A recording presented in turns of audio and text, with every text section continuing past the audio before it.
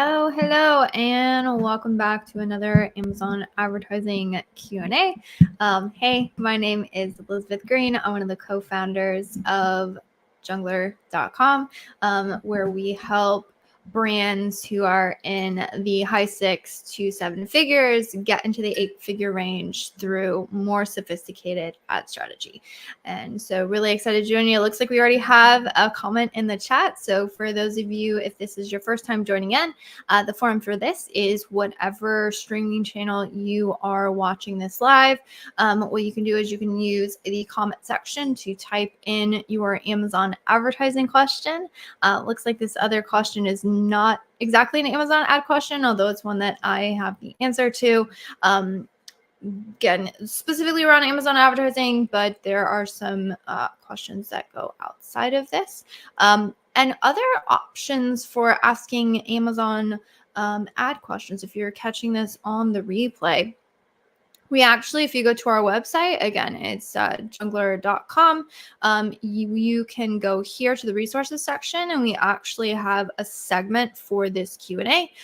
We are going to be leaning into this a lot more in 2024. We started this at the end of 2023.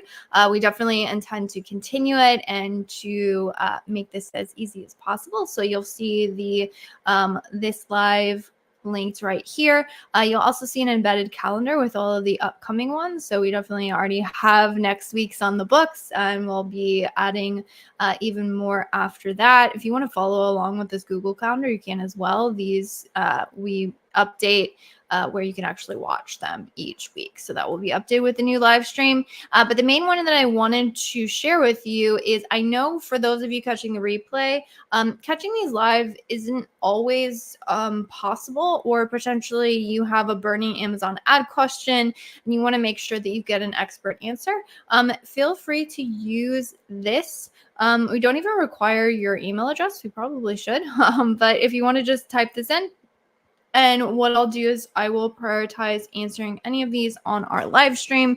And if you want to put in your email, I will make sure to notify you that your question has been answered. So we're trying to create lots of options for you all to get Amazon ad questions answered.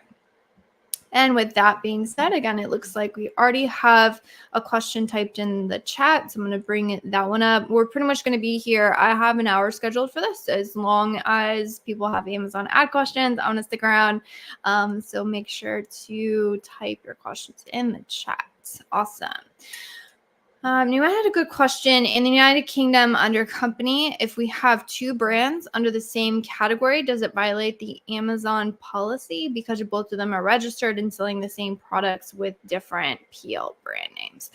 No, as long as your brand registry is legitimate, meaning you actually have the trademarks and you have the ability to get your brand registered inside of your Amazon ad account, it's not a problem.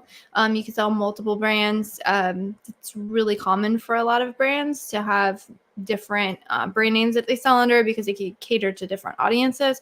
Sometimes they cater to the same audience, which it sounds like it is in this case. So you shouldn't have a problem with that whatsoever. So that was a good question.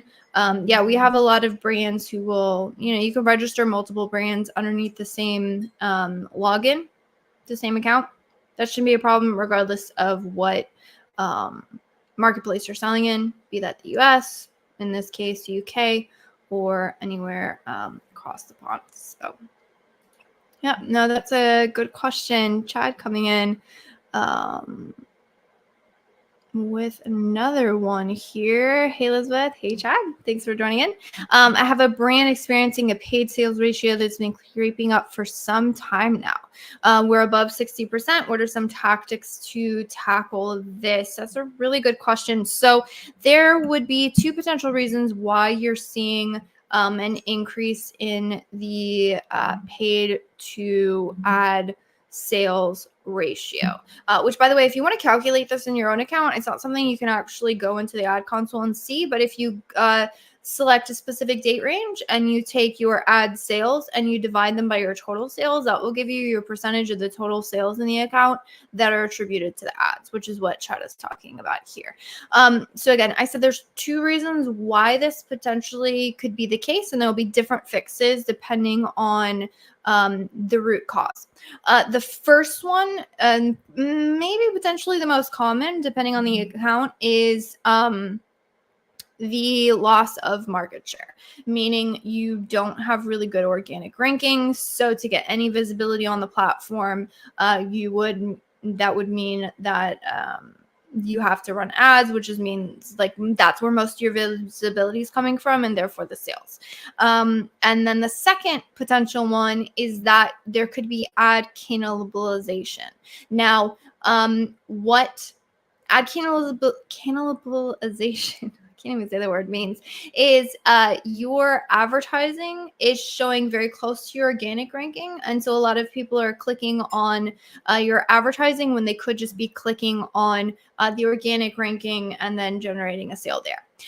How you figure out which one of the two it is if you have really good organic ranking, especially on main keywords, and you're still seeing a very high ad sale percentage, most likely it's ad cannibalization. If you have really, if you don't have a lot of organic ranking and organic visibility and you see a high ad sale percentage, then it's probably due to the lost market share. How you fix the first one is to get better rankings, which is easier said than done oftentimes. But seeing as you're already running ads, what you would want to do is focus in on exact match, specifically on keywords that have decent enough sales or search volume to be able to make an impact. And then you really, really want to hone in on where you have really good conversion rates. Search query performance is a great way to identify this. You can also look at your search term impression share reports specifically for sponsored products, and then note where you're seeing a lower, like you have room for some impression share. However, and you also have really good conversion rates on those search terms. That's where you would want to lean into. And so if you have ad cannibalization happening, so that's like the flip side of this, you have good organic ranking and you're just still continuously running aggressive ads, how you would correct for that one is going to top searches where you already have really good rank. And what we do is very incrementally lower our ACoS targets, which will naturally lower the bids. And then what we'll do is we'll track the keyword rankings and then watch our sales velocity on those particular keywords where we're kind of turning down the dial a little bit. So Chad, hopefully that was helpful. Hopefully it's the cannibalization. That one's a little bit easier to fix. The other one requires ranking. So hopefully that was helpful. But yeah, I appreciate the question. Thanks so much for tuning in. So again, if anyone has an ad question, looks like we got a couple more. I will pull those up and we'll get those answered. And so make sure you leverage that chat. All right, let's see.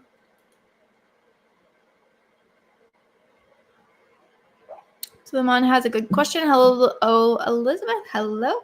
What part of your operations is your agency using automations on for managing Amazon ads? How much percentage of revenue is really spent on automation normally by agencies? That's a good question. So for us, we have sort of a hybrid model, meaning we have sort of automated bid algorithms that run and then create bid suggestions. And then we have those suggestions at least manually overlooked by account managers before they push those changes live. That's how we've chosen to do it. That's how, again, we've been doing that for since our inception, honestly. And it's worked really, really well. I like that hybrid approach in the manual oversight, but then still having automations. Now, there are a lot of people who will leverage bid automations, and it really depends. I would say for a lot of brands who are leaning into the whole bid automation part, most likely the majority of the advertising is through automations. Now, I can't speak to like 100% like what's the actual percentage, but my guess would be upwards of 80% if they are leaning into automations. We're probably running close to 95% at least, using that sort of hybrid model that I alluded to.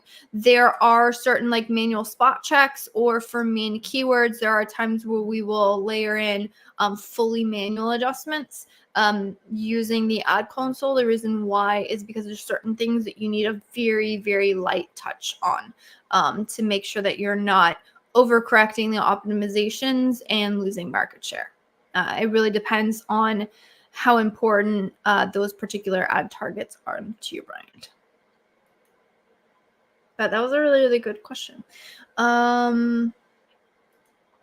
Mohammed has a great question. Hey, Elizabeth, how's it going? It's going really well. Thanks for asking. I appreciate you joining in.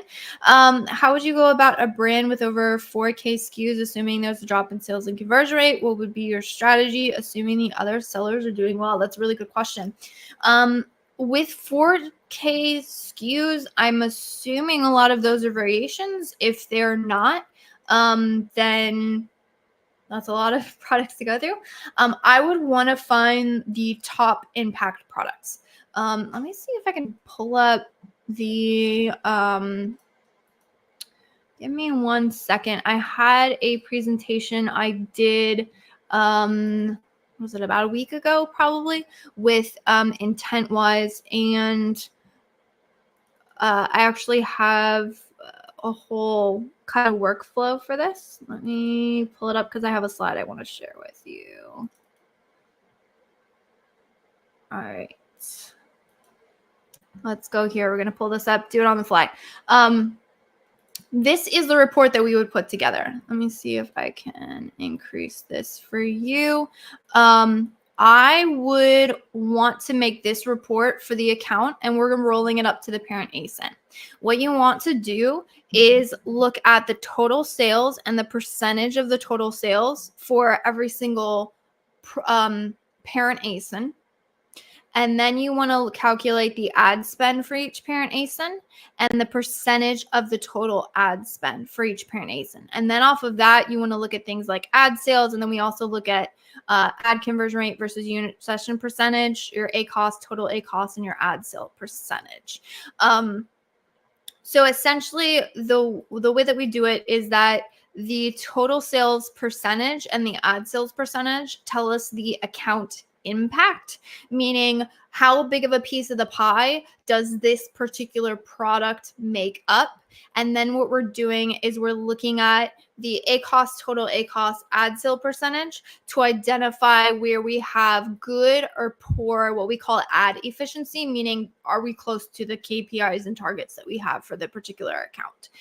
So the bigger the impact of the product, meaning the higher the percentage of total sales or the higher the percentage of total ad spend, the more effect that product is going to have on the overall account performance. So your point when you're saying there's been a drop in sales, I want to know what that top percentage of products, what are the trends for those? And then that allows you to focus in on the 1 to 2, sometimes it's 3 or 4 drivers that you can move the needle on the quickest. Because the problem is when you have large accounts that are like over 4K SKUs, you're going to end up in the weeds and thinking you have to focus in on everything. So unfortunately, you're going to focus in on nothing.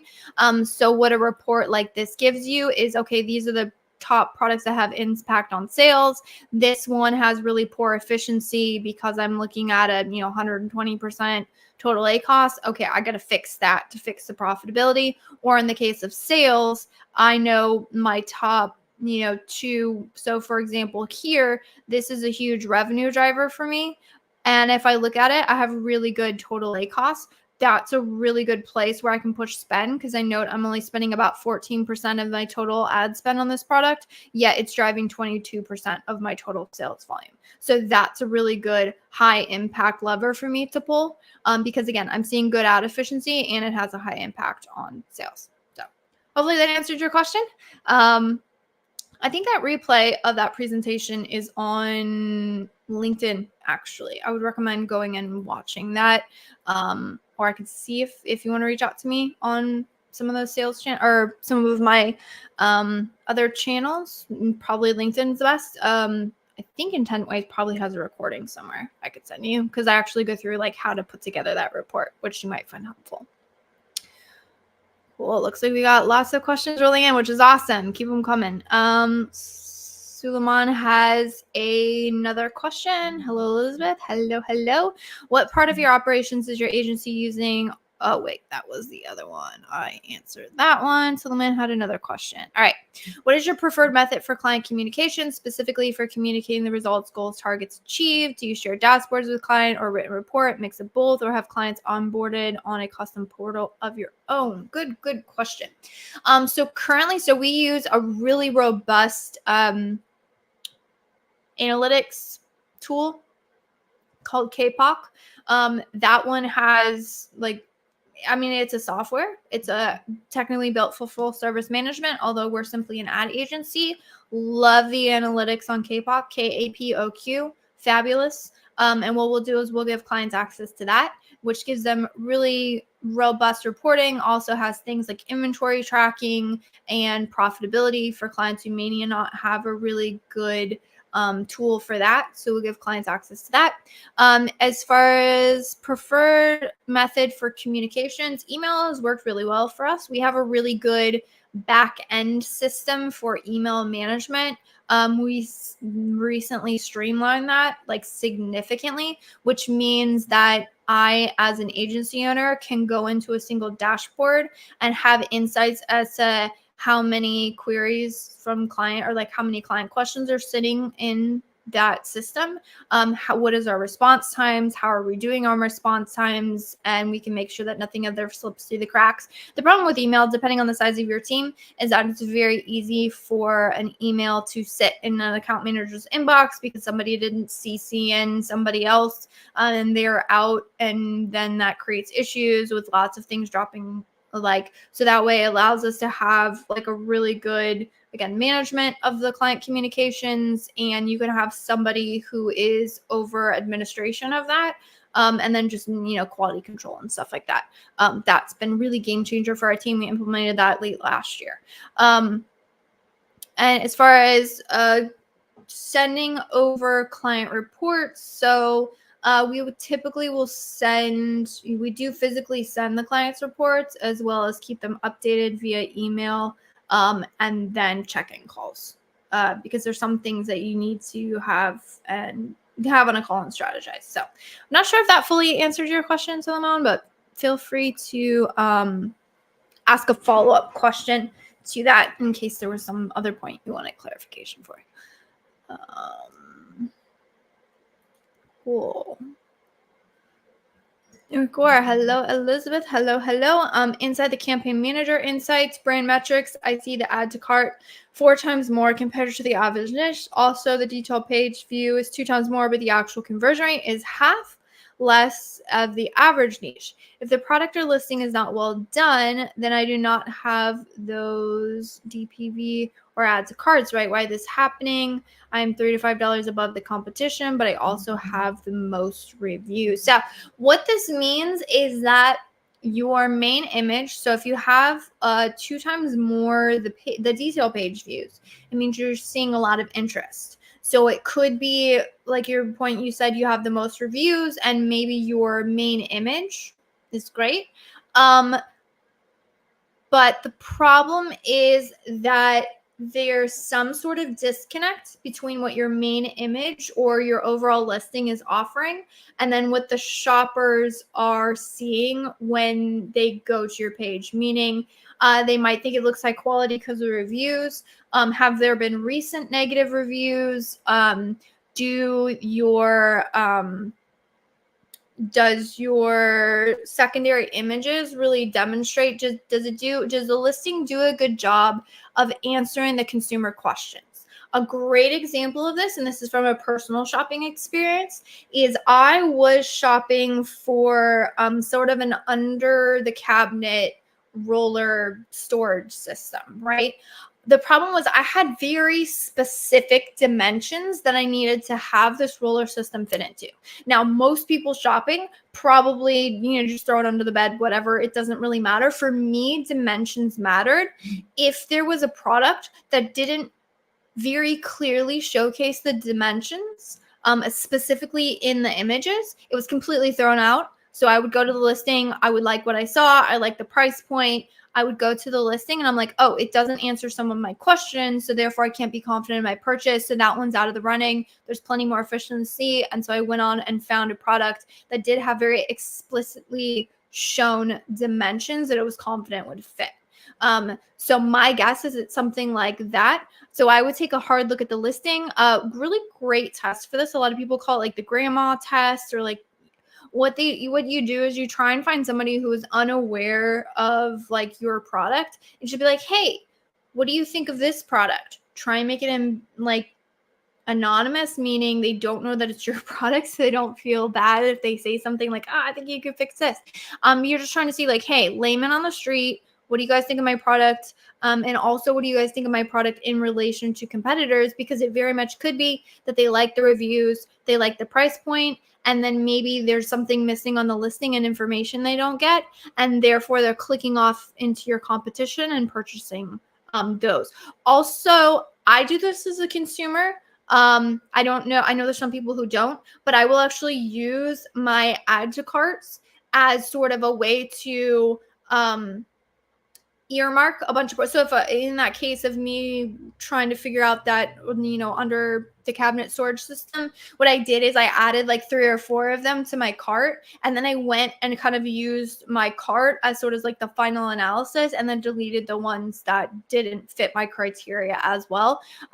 You will find a lot of shoppers do that. So if you see high add to carts but not good conversions, most likely it's that. So again, they're comparing you against your competition, and there's somewhere that you're coming up lacking. So I would take a look for that. That's a great question. Awesome. Hi, hello. Just joined. Welcome. I appreciate you joining. As a beginner, how can we understand the cost per click, cost lead, and for how long we run our campaigns? Good question. You pretty much are going to run campaigns perpetually unless they have such bad performance that it doesn't make sense to run them anymore, or you need to significantly decrease the ad spend. For the most part, you're going to have campaigns, you're just going to run them continuously. There is sort of a nuance to the Amazon ad platform, and that the longer you run campaigns, the better the, I don't want to say better the performance, but the campaigns with a history, specifically a good history, tend to continuously do better. So you probably are going to you run them perpetually. As far as the cost per click, cost per click is how much you're paying for every time they click. So there's a relationship between bids and your cost per click. Think of your bid as you telling Amazon how much you're actually willing to pay. And then your cost per click is what is required of you to win that ad placement, because it's an auction. So your cost per click should always be only 1 cent more than whatever the next highest bid is. So it's called like a second price auction. So hopefully that answered your question. Cost per clicks, bids. I mean, there's a whole bunch to unravel, but hopefully at least started you off on the right foot there. Cool. We're in with another question. Hello, Elizabeth. Hello. Inside the campaign manager, inside brand metrics, I see add to cards 4 times more compared to the average niche.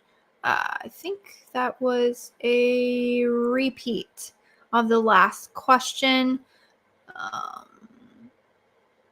Yeah, so that was the repeat of the last question. Looks like you're watching on both LinkedIn as well as YouTube. So I appreciate the double watch there. It's awesome. Great for engagement. Mohammed said, appreciate it. I'll reach on LinkedIn for the report. Yep, I'll definitely track down the recording for you and make sure you get that link. in with a question. Hey, Elizabeth. Hey, do you have any recommendations on how to improve organic reviews? Had a client who's getting 1,000 orders, but he doesn't know how to ask for reviews. Appreciate your insights. Yes. The best, most efficient way to do it is going to be the request a review button. If you're not already doing that, you definitely need to start doing that. It is a way that Amazon will kind of ping them. Now, again, most people, myself included as a consumer, as much as I work with Amazon sellers and I know how important reviews are, I'm notoriously bad at leaving reviews myself. So it is difficult to get reviews. Just know that's a little bit the name of the game. But request a review button, you can click it manually. It's really annoying, to be honest. There's plenty of automations out there that will help you click that request a review button. The other thing that you can do is add inserts to your packaging. However, do be aware that there is, as far as like requesting reviews, it's pretty, you need to be careful and make sure you're staying within terms of service, because if you don't, there's potential for the listing to get taken down. But the request a review button is going to be the easiest. You can absolutely implement something for that today.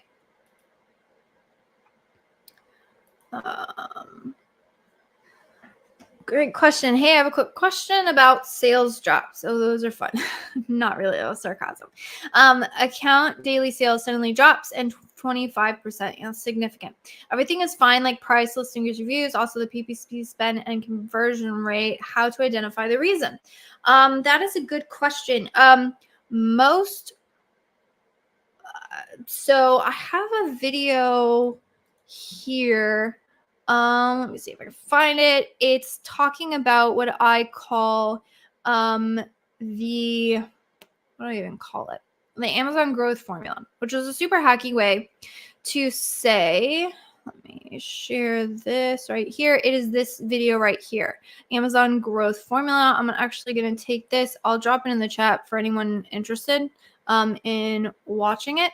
That is going to detail the whole like traffic conversions, what you make in terms of a sale. So the Amazon growth formula is essentially, you can calculate your sales by determining sessions, so traffic to the listing, the conversion rate. So when people come to the listing, what is the conversion rate on the traffic, and then how much do you make at the end of the day? So if sale price does not change, you said conversion rate is good, that means there's an issue with traffic. So that's why this formula is really, really helpful, because basically when you see the sales drops, instead of being like, sales are down, I have no idea what to check. You check traffic, you check conversion rates, you check if the price has gone down. So in this case, again, I'm assuming if you're telling me that everything else is fine, those other two things of the equation are the same, then it means there's a traffic issue. So your goal is to see, where did I decrease in traffic? One thing that a lot of people don't think of, and I don't know if this is the case for you, but it is entirely possible, is sometimes you can be ranked really well on a keyword. And if that particular keyword falls out of Amazon's suggested search, meaning you were ranked really well on it, and so if I'm typing in, if I go to Amazon right now and I start typing in baby blanket, you will see that it'll pop up a whole bunch of, if I can even spell. So notice how there's a suggested search. If I start typing in baby blanket for boys, girls, neutral, baby blocks for baby shower, that's in a baby blue puppy food. That's weird. But so you'll see people start typing in and they're like, oh, yeah, that's what I wanted. I want a blanket for a boy. So I might have been looking for a blanket for a boy. I was just typing in baby blankets, but Amazon gave me this option. And you can see there's other, oh, yeah, I wanted a newborn one. See how easy that was for me as a consumer just to click around? Well, these suggested searches will actually change. And so, if a suggested search that you were ranked really well on falls out of, again, those suggesteds, you will see an immediate and very sudden drastic drop in the traffic. I don't know if that's the case, but that's such a drastic change, like a 25% drop. And you're saying there was no hit to the conversion rates. So I would look at that. Other potential drops to like traffic would be if you lost ranking on a major keyword. Potentially sometimes, you have a competitor kind of push you out of something. In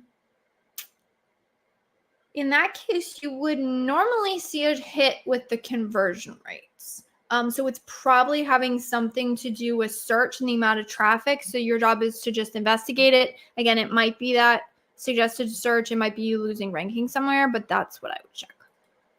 So hopefully that was helpful. So Maman says, thank you, Elizabeth, for the detailed answers. You are very welcome. These are honestly my favorite things to do.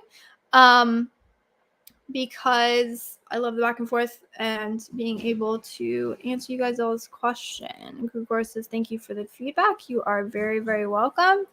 Hey, from Arthur and Halsey. Hey, so much. Which, by the way, if you guys need help with your listings, Arthur and Kelsey, I'm going to share something here. If you go to our website into resources, we actually have a partners page and people that we recommend working with because they're awesome.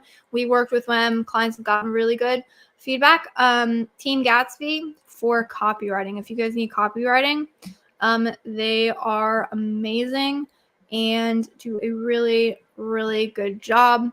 Highly, highly recommend them if you need that. So awesome. I appreciate it. Somebody in the chat saying they like my hair. Thank you very much. I appreciate it. I'm not going to bring that up. Yep. Arthur and Kelsey, much love to you all as well. Yep. So if anyone has any, again, Amazon ad questions, feel free to type them in the chat. Again, if we have enough questions, I will be here for another solid 30 minutes. Cool. This is a great question by Zane. Hey, Elizabeth, is portfolios the way to go when adding more products to the campaign manager? How about variations so we segment them as well as through portfolios? Good question. Again, I'm going to plug a YouTube video because I go way more into depth on this, although I'm going to give you the short and sweet version to the answer because I know you're on here for the answer. So this one, how to increase sales, the best variation ad strategy. Maybe I'll just drop this one in the chat as well. Highly recommend watching that.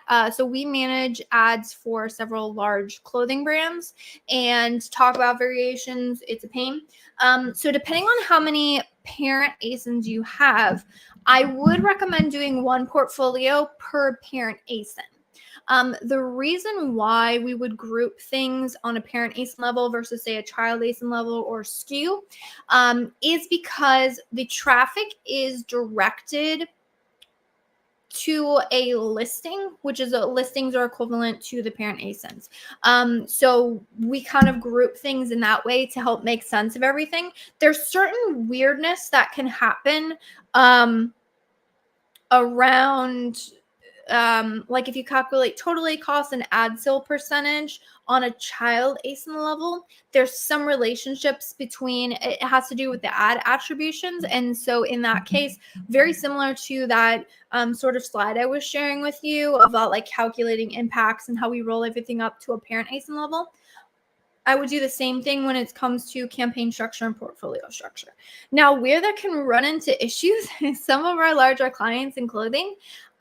If we did one portfolio per parent ASIN, I don't even know if the ad console lets us add that many portfolios. So in that case, what we do is we'll group them. So for example, in the one really large account we have, we group it as like women's tank tops, women's shirts, women's short sleeve. We might have another portfolio that helps us group maybe like the best sellers or like best sellers women tops. Think of portfolios as buckets to help you make sense of or like roll up the data. So for an example, in this one, our client like thinks of the products in these buckets. And so when you click on the portfolio, you can see all of the data and performance for that entire portfolio. So it makes it very helpful. to, again, like roll up things in a way that we would like the data aggregated, if that makes any sense. As far as going about variations, again, we will look at it on a per parent ASIN level. If you have data, we prefer to advertise simply the best sellers. That will help you with performance. If you don't have data, sometimes we will group products into campaigns. And then depending on, again, as we get that data feedback as to which products perform the best, then we will sort of hone in on the best sellers. But again, I go through all of that in the advertising variations. Excuse me. The advertising variations video. So if you're trying to figure that out, I would recommend watching that.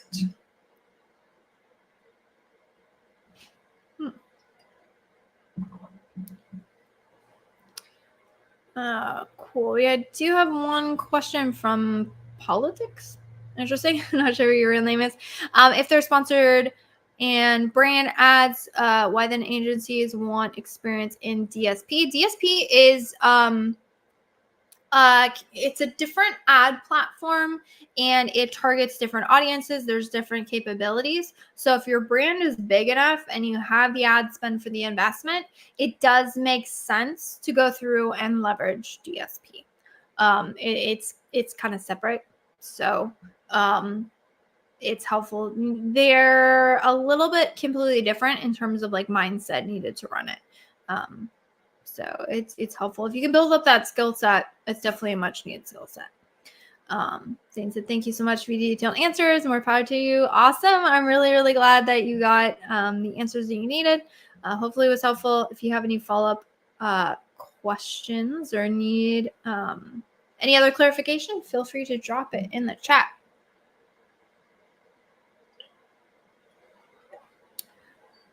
Politics going in strong with a lot of questions about hair and eyes. Nope, I don't wear contacts. I have the same eyes that my mother gave me when I was born. So, cool. Looks like this is a good question. Tough question from Charles. Let's see how I can answer it. Hi, I think I'm decent at PPC. If you're getting results, you are. How do I take my skills and elevate them to like a really good agency level? The answer is going to be different than what you think. It's not actually your advertising skills that are going to set you apart, although prerequisite, yes, you must be skilled in ad management to be an ad manager, at least in our agency. So yes, I'm not discounting your skills with Amazon PPC, but the one thing that is going to set you apart if you want to become like the guy and very sought after in the Amazon ad industry is your communication skills. Particularly your ability to understand, digest, and then communicate back to clients. That skill set, you can be a pretty good account manager and a phenomenal communicator, and you will go much, much farther in this industry than if you are like the best of the best in terms of ad management and your communication skills are subpar to poor. As much as that seems terrible to say. Good news about communication is communication can be learned. I am a stellar example of this.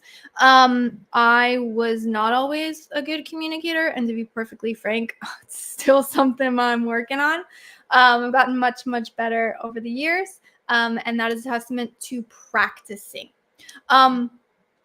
So I would say I would lean into, again, in addition to just trying to be able to get really, really good at managing ads and getting a good ROI, hitting your total ACoS numbers, hitting your ACoS numbers, hitting those KPIs, the better that you can understand analytics. So the better you can understand and therefore articulate what is going on in an account, you're going to do much, much better. So I'm not sure if that was helpful. If you want any specific example, I don't know if I can. I'm trying to think if there's any tips I can give on communication, but feel free to ask a follow-up question, Charles. But that was a good question. That was a tough one. Hopefully that answer was good. Cool. Zane said another question.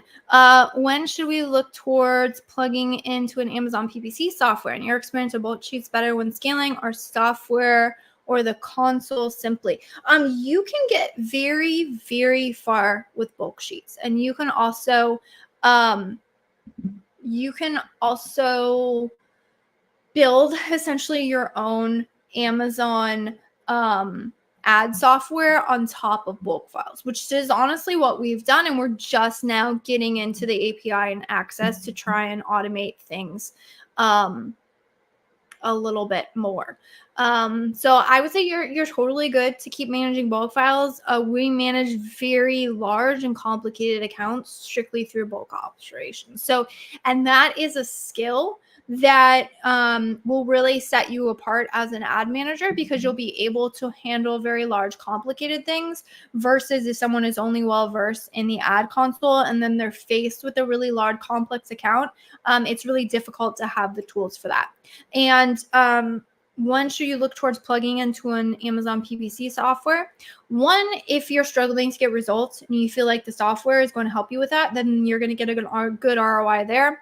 Or two, if just your time constraints are well worth leveraging a software to automate things, that's when I would look to plug in. So for example, we use a software, again, it's called KPOC. We use it strictly for analytics. It does have ad management capabilities that I think are pretty good, but we have systems internally that we're getting really good results, and so we continue to use our internal systems. However, the analytics capabilities of KPOC, from my personal opinion, is second to none, and our team saves a significant amount of time because of the reports and the information and the analytics that we're able to get at the drop of a hat through KPOC. So there, for us, even though it's not like an ad management capabilities, we significantly scaled up our abilities because we can leverage their analytics platform. So for us, it was well with the cost of entry, even though it was, a significant investment for us. So I would think of it as a potential investment, and then you just weigh how much you think it's going to be worth it in terms of investment. Charles says, wow, awesome. Didn't think of that. Thanks a lot for the details. Yep.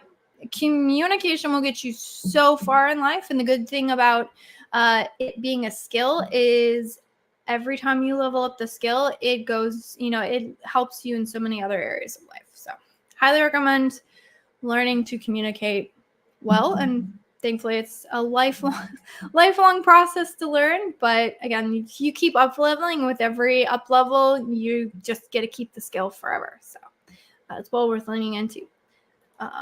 Good question. Do you recommend sponsor display, VCPM strategy, targeting competitor ASIN?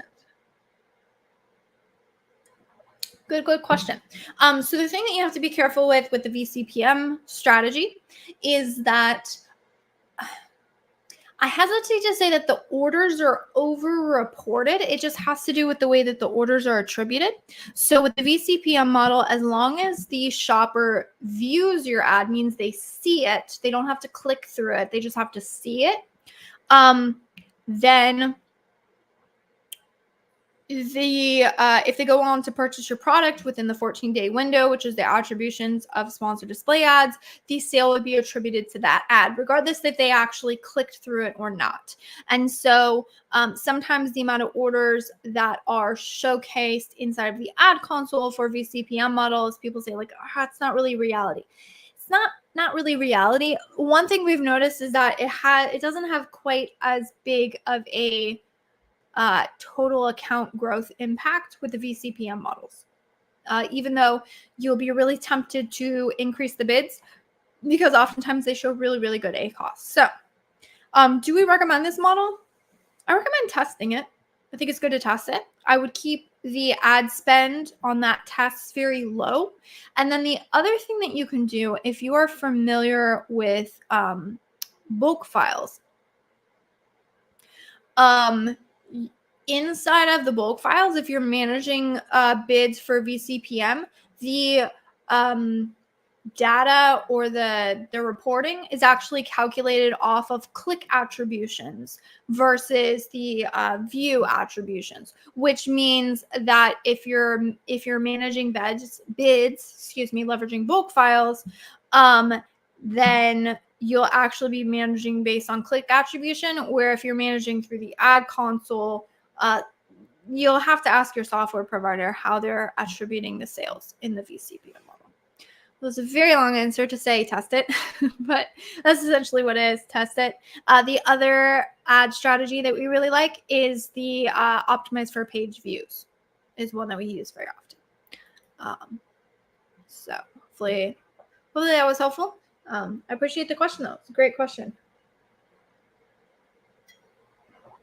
VCPM is one of those things. A lot of people were very curious, and when we started out and everyone was testing them, they're like, oh my gosh, the performance is amazing. This is insane, which is true if you look at what's reported in the ad console. However, if you look into the actual click attributions, so you can, if you want to look into click attribution sales and to see like how many sales is it actually getting when people click,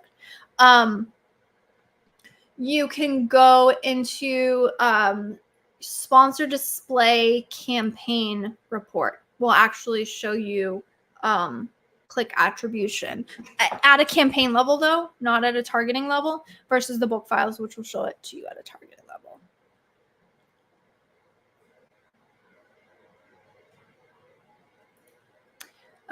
Charles has a good question. What kind of clients do you accept and decline? That's a really good question.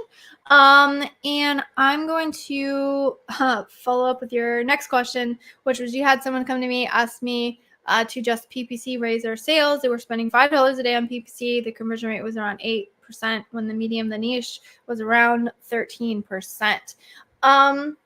This is probably a client that we wouldn't take on at this point. It depends on you where you are in your career, to be honest. In the beginning, I took on people and as a freelancer, and I worked for way too little for the amount of effort I was putting into accounts. But everybody's got to start somewhere. So it depends on where you are in your journey as, maybe agency owner or freelancer. At some point, you just got to cut your teeth. However, if you can define your ideal client profile, and to be perfectly honest, the best way to define it is by working with a lot of clients and then determining who you work best with, who you don't work best with, who you can get best results for, and who you struggle to gain results for. The reason why this particular person does not make a good client is because it is a person that will be very difficult to get the results for, because the ad spend allocations are very, very low. These are the types of people who don't want to spend a lot and expect this sun and the moon, which in result, like if you're a really, really good ad manager, yes, some of results my team is achieving, I look at them and I'm like, how the heck did you do that? You're a genius, right? So there are those ad managers, but I don't care how good you are as an ad manager, you cannot fix a product that the market does not want through advertising. So at this point, you look at who we work with now, we tend to work with brands who are doing low to mid 7 figures at this point. Those are the brands that we find we really, really work well with. So we work well with brands who have achieved, a good level of success on the Amazon. They are looking to gain that scale, but they don't have anyone who is able to drive innovative strategies. So that report that I was showing you with this presentation and figuring out what to focus on and figuring out where we need to get more aggressive, where we need to lower our aggression, all of that to be able to hit that skill that they're looking for. They're looking for somebody who can implement a very specific and high-level strategy like this.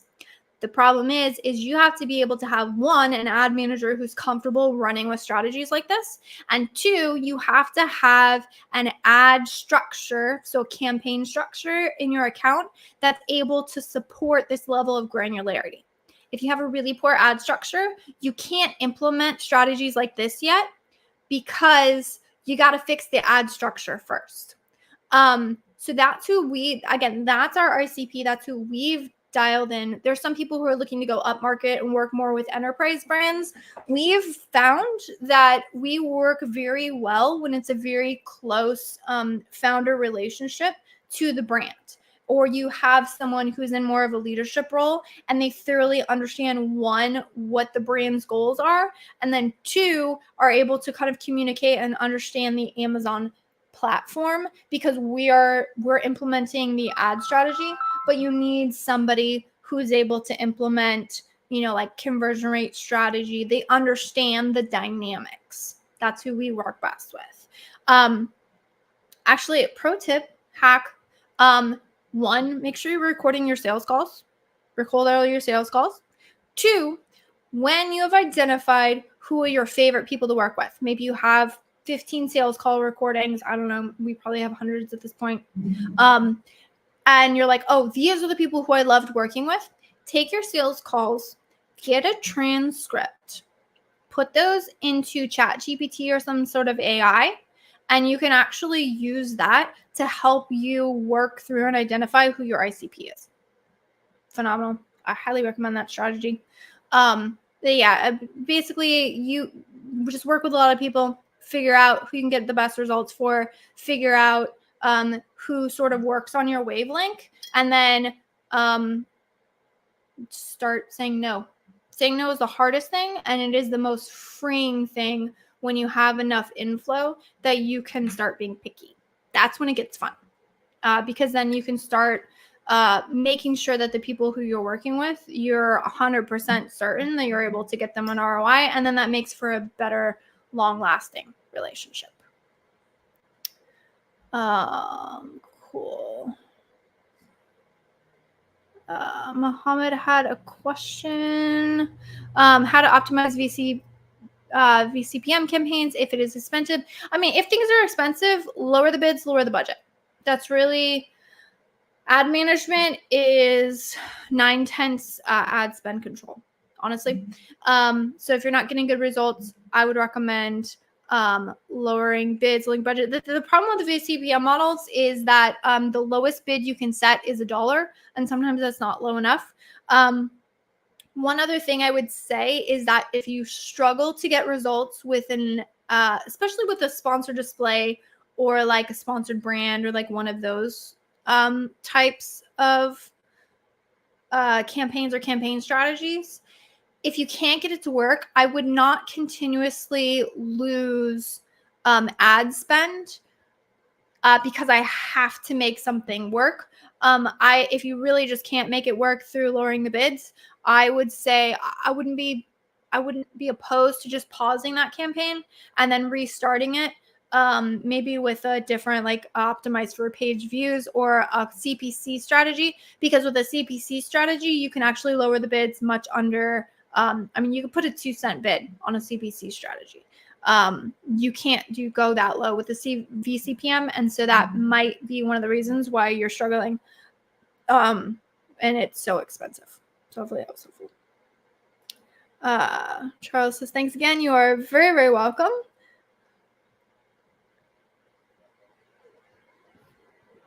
Let's see. In your opinion, what are the top 2 reports used to optimize PPC and build strategies?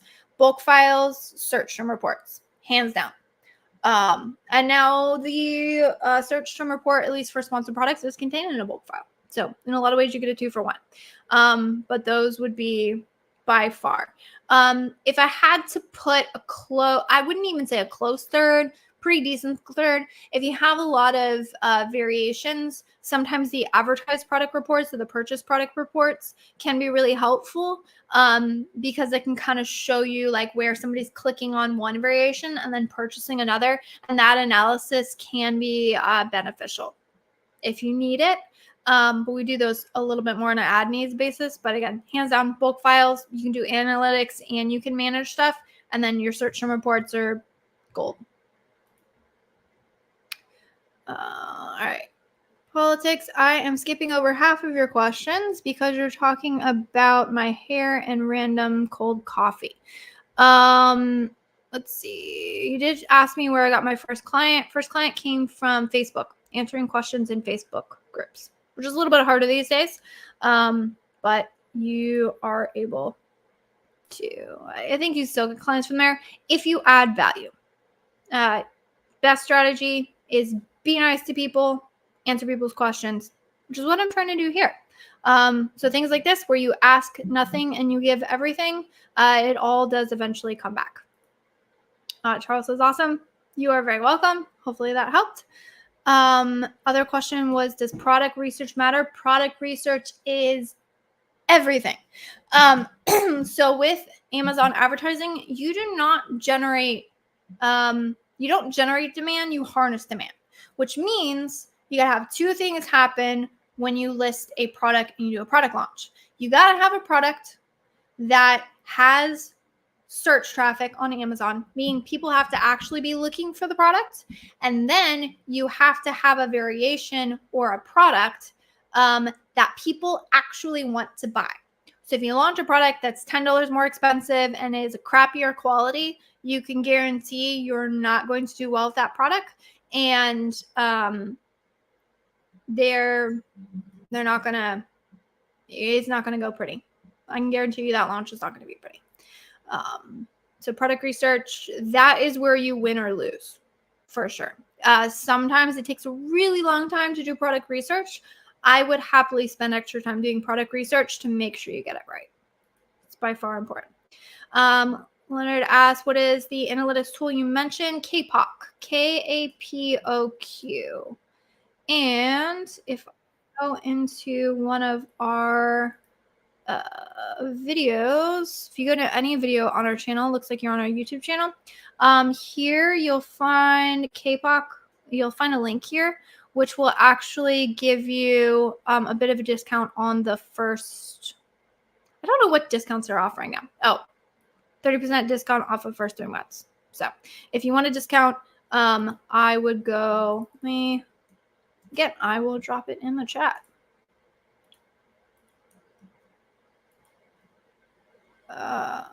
So Leonard, I just dropped that in the chat to the link, but again, feel free to check out one of our YouTube videos. Good question. Yeah, it's KAPOQ. They do kind of have a funky name. Cool.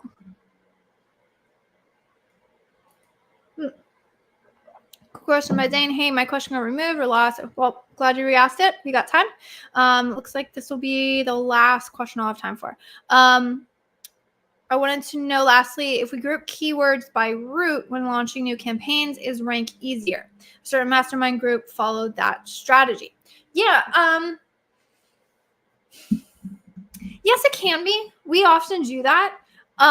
We will group our keywords into campaigns based on sort of the root words. So a very good example would be, okay, I gave the keyword like baby blanket, right? Like say I'm launching for, let's share this tab. Say I'm launching for this blanket right here, okay? This could be a boy blanket. This could be like a name blanket. There's probably all kinds of categories and types of keywords that would be relevant to this one that have like different types of shoppers. So for example, like a plush blanket, right? Somebody might be searching for a plushy blanket, which would be this blanket or could be this blanket, but somebody might also be wanting a boy blanket, which probably, maybe that one, but these are boy blankets. Maybe they're looking for, again, like a name blanket, which means I'm competing with this person. I'm competing with this person. I wouldn't be competing with this person because they don't have any like customization on theirs. I'm not competing with these people. I'm competing with them and not them. So like you see how that puts you into like a different shopper demographic. And so in those cases, what we'll do as we do our keyword research, we like to group those into we like to group those into like different campaigns. That way we can look at the campaign. We will name the campaigns with something that kind of tells us what that group of keywords is. And then we can say like, oh, I do better in personalized blankets, but I'm not doing so well when I target baby boy keywords. It makes it a little bit easier to identify that. It sounds like what that group is asking about is root words. So for example, you can see see baby blankets, there's boys, baby boys here. Oftentimes they will like group all of those keywords, and they'll consider those because it has like the baby boy blankets, it has that root phrase in it, and so they'll group those and try and rank on those keywords because again they hold a specific root. I will say that Amazon does make correlations, or algorithm will make correlations based on like sort of the shopper's search or the intent behind the search. And so that's not a bad strategy. I would say it's pretty much in line with what we do, or very similar. So hopefully that was helpful. I appreciate you asking again because fortunately I didn't see that question. So good thing you re-asked. Anyways, we are at time, 1 o'clock. I really appreciate you guys joining again. These are my favorite days of the week because I love doing these Q&As. If you want to join future Q&As, highly recommend going to the website and then following our Google Calendar because we'll be putting out these. But if you also have another question throughout the week and you want to make sure that we don't miss it and get an answer just in case something gets lost in chat again, hopefully not, feel free to use that to ask your question. Charles says, thank you. Zane says, loved it. We'll join again. I would love to have you next week. And with that, I will see you guys in the next